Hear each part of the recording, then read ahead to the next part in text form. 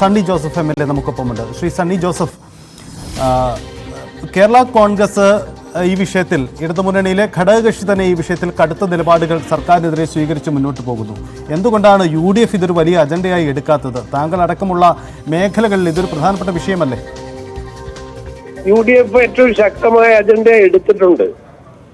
UDF ഇതിനെ രാഷ്ട്രീയമായിട്ടല്ല, എല്ലാ കർഷക സംഘടനകളും ഇക്കാര്യത്തിൽ എതിർത്തിട്ടുണ്ട്. അതുപോലെ തന്നെ ഇത് അസംബ്ലിയിലേക്ക് ഇതുവരെ വന്നിട്ടില്ല. വന്നപ്പോൾ തന്നെ അതിശക്തമായിട്ട് എതിർത്തിട്ടുണ്ട്. ഇത് രാഷ്ട്രീയമില്ല എന്റെ അകത്ത്.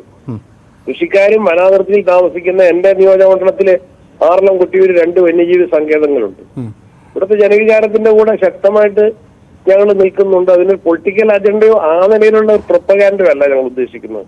ഒരു പരിഹാരം തന്നെയാണ്. ഇത് അസംബ്ലിയിൽ വന്നാൽ vehemently we will oppose one thing. അല്ലാതെ തന്നെ ഞങ്ങളിപ്പം എതിർത്തുകൊണ്ടിരിക്കുകയാണ്. എതിർത്തിട്ടുണ്ട്, ശക്തമായിട്ട് എതിർത്തിട്ടുണ്ട്. പിന്നെ അവരെതിർക്കാൻ നിർബന്ധിതരാണ്. മനസ്സിലായോ? LDFന്റെ ഭാഗമായി നിൽക്കുന്നവര് കൂടുതൽ ശക്തമായി എതിർക്കാൻ അവർ നിർബന്ധിതരാണ്. കാരണം ഇത് അവരുടെ സൃഷ്ടിയാണ്. അവരാണ് ഇതിന്റെ ഉത്തരവാദികൾ.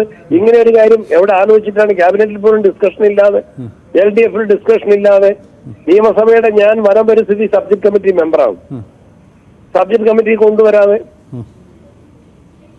ഉദ്യോഗസ്ഥന്മാരുടെ ഉപദേശ നിർദ്ദേശ പ്രകാരമാണ്. ഈ വനം എന്ന് പറയുന്നത് കേരളത്തിലെ ഏറ്റവും വലിയ ജീവൽ പ്രശ്നമല്ലേ ഇപ്പൊ അടുത്ത കാലത്ത്? നിയമസഭയിൽ ഏറ്റവും കൂടുതൽ അജിറ്റേറ്റ് ചെയ്ത് ചർച്ച ചെയ്യപ്പെട്ടുള്ള വിഷയം വന്യജീവി സംഘർഷമല്ലേ? അല്ലെങ്കിൽ പാരിസ്ഥിതിക പ്രശ്നം സംബന്ധിച്ചുള്ള ESA, ESZ ഇതൊക്കെ സംബന്ധിച്ച തർക്കങ്ങളല്ലേ? അത് നിൽക്കുമ്പോ ഇങ്ങനത്തെ ഒരു കാര്യം അവധാനതയോടെ, ആലോചനയോടെ, പക്വതയോടെ കൊണ്ടുവരുന്നതിന് പകരം ആരെങ്കിലും എഴുതി കൊടുക്കുന്നത് ഗവൺമെന്റ് ബില്ലാക്കി മാറ്റാനല്ലോ ചെയ്യേണ്ടത്. കർഷക സംഘടനകളായിട്ട് ആലോചിക്കണ്ടേ? LDFിൽ ആലോചിക്കണ്ടേ? വനാതിർത്തിയിൽ പങ്കെടുന്ന ജനപ്രതിനിധികളായിട്ട് MLA വരായിട്ട് ആലോചിക്കട്ടെ. അപ്പൊ തെറ്റ് LDF ഗവൺമെന്റിന്റെ ഭാഗത്ത് തെറ്റാണ്. അതിനെതിരെ ശക്തമായിട്ടുള്ള വിചാരം ഉയർന്നു വന്നിട്ടുണ്ട്. ഞങ്ങൾ അതിനെ പൊളിറ്റിക്കലൈസ് ചെയ്യല്ല, ഇത് ജനങ്ങളുടെ കൂടെ നിൽക്കുക.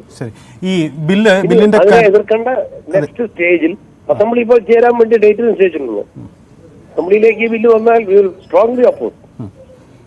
ഈ ബില്ലിന്റെ കരട് ബില്ലിലെ ഏതൊക്കെ വ്യവസ്ഥകളിലാണ് നിങ്ങൾ പ്രശ്നങ്ങൾ കാണുന്നത്? ഇപ്പോൾ കേരള കോൺഗ്രസ് സൂചിപ്പിക്കുന്നത് ഈ വനപാലകർക്ക് അമിത അധികാരം കിട്ടുന്നു. സ്വാഭാവികമായി ഇപ്പോൾ തന്നെ ഫോറസ്റ്റ് ഉദ്യോഗസ്ഥർ കർഷകരെ അല്ലെങ്കിൽ വനാതിർത്തികൾ താമസിക്കുന്നവരെ വലിയ രീതിയിൽ ദ്രോഹിക്കുന്നു എന്ന പരാതി ഇപ്പോൾ തന്നെയുണ്ട്. അപ്പോൾ സ്വാഭാവികമായും അവർക്ക് കൂടുതൽ അധികാരങ്ങൾ കിട്ടിക്കഴിഞ്ഞാൽ അത് മിസ്യൂസ് ചെയ്യപ്പെടും എന്നൊരു വിഷയമാണ് അവർ പ്രധാനമായും ഉന്നയിക്കുന്നത്. ഇത്തരം പോരായ്മകളാണോ ആ ബില്ലിൽ താങ്കൾ കാണുന്നത്? മെയിൻ ആയിട്ടുള്ള കാര്യം അതാണ്, കോടതിയുടെ വാറന്റ് ഇല്ലാതെ. ഇപ്പൊ നമ്മളെ ക്രിമിനൽ പ്രൊസീജിയർ കോഡിലാണെങ്കിൽ തന്നെ IPCയിലെ പ്രധാനപ്പെട്ട ഒഫൻസസ് എന്ന് പറഞ്ഞാൽ ആ ഒഫൻസസിനെ ക്ലാസിഫൈ ചെയ്തിട്ടുണ്ട്. Cognisable offences and non cognisable offences. അത് പീനൽ കോഡിലെ ഒഫൻസസ് എല്ലാം CRPCയിൽ ക്രിമിനൽ പ്രൊസീജിയർ കോഡിൽ ക്ലാസിഫൈ ചെയ്തിട്ടുണ്ട്. Cognisable offence means an offence in which the police can arrest the accused without warrant. അത് കൃത്യമായി ഷെഡ്യൂൾ ചെയ്തിട്ടുണ്ട്.